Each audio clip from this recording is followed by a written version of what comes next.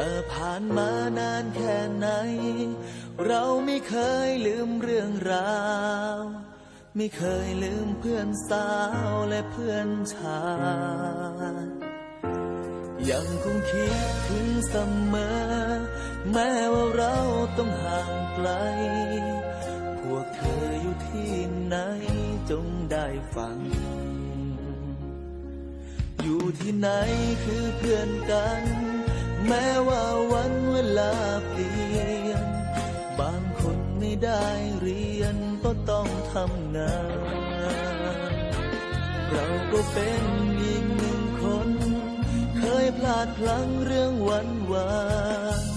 อยู่แบบสนุกสนานไม่สนใจเรียน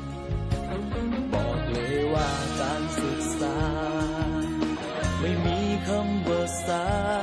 ยกลับมาเริ่มใหม่ได้อีกครั้ง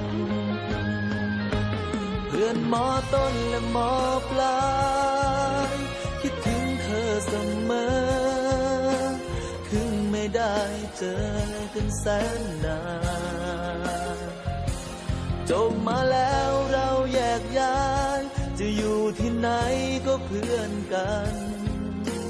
ยังจดจำทุกวันเพื่อนไม่เคยเก่าไม่ว่าเธอจะอยู่ไหนจงเปิดฟังเพลงฉันแต่งมันอาจจะเป็นแสงนำทางพวกเรากลับมาพบกันอีกครั้งกลับมาลื้อฟื้นเรื่องเก่าเรายังมีเราไม่เคยลืมกัน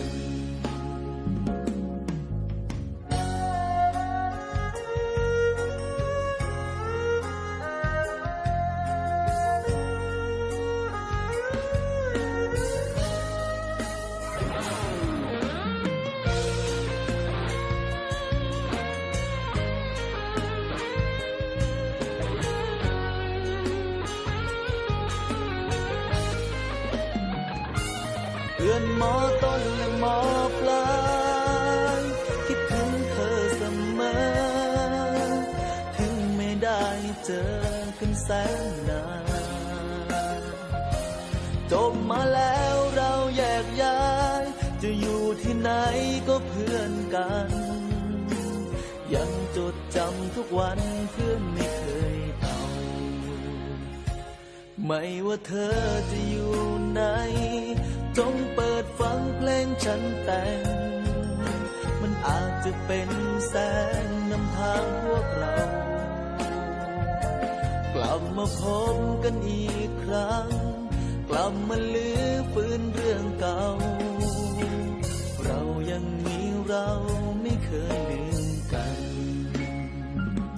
เพื่อนมอต้นและมอปลายคิดถึงเธอเสมอถึงไม่ได้เจอกันแสนนานจบมาแล้วเราแยกย้ายจะอยู่ที่ไหนก็เพื่อนกันยังจดจำทุกวันเพื่อน